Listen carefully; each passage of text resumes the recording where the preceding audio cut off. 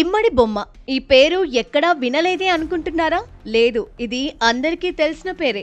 Short cut లో ఐబొమ్మ. విశాఖకు చెందిన ఇమ్మడి రవి తీసుకొచ్చిన పైరసీ వెబ్సైటే ఐబొమ్మ. రిలీజ్ అయిన ప్రతి సినిమా ఈ వెబ్సైట్ లో దర్శనమివ్వడమే. సినిమా వాళ్ళనే కాదు, దమ్ముంటే పట్టుకోండి అంటూ పోలీసులకు కూడా సవాలు విసిరిన ఇమ్మడి రవిని హైదరాబాద్ సైబర్ క్రైమ్ పోలీసులు ఎట్టకేలకు పట్టేశారు.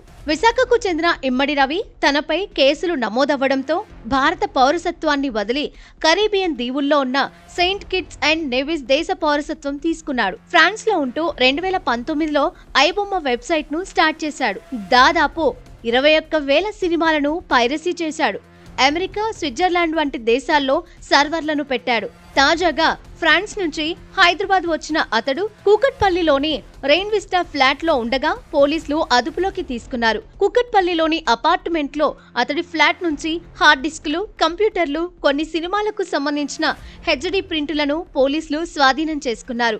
ఐబొమ్మ వెబ్సైట్ సర్వర్ నుంచి సమాచారం సేకరించిన సైబర్ క్రైమ్ పోలీసులు అప్లోడ్ చేయడానికి సిద్ధంగా ఉన్న కొన్ని సినిమాల కంటెంట్ ను హోల్డ్ చేసినట్లు తెలుస్తోంది.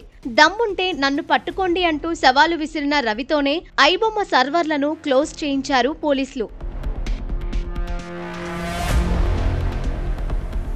పైరసీ ద్వారా కొన్నేళ్లుగా వందల కోట్లు ఇమ్మడి రవి సంపాదించినట్లు గుర్తించారు. ఐబొమ్మ కారణంగా సినిమా పరిశ్రమకు గత కొన్నేళ్లుగా 22,000 కోట్ల నష్టం వాటిల్లిందని పోలీసుల దర్యాప్తులో వెల్లడైంది. తెలుగు సినిమాలను పైరసీ చేయడంతో ఫిల్మ్ ఇండస్ట్రీ గతంలో పోలీసులకు ఫిర్యాదు చేసింది.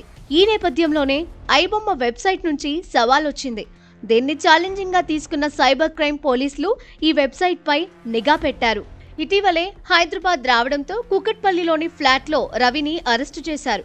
గతంలోనూ ఈ వెబ్సైట్ కోసం పనిచేస్తున్న ఏజెంట్లను అదుపులోకి తీసుకున్నారు. బీహార్, ఉత్తరప్రదేశ్లలో నిందితులను అరెస్టు చేశారు.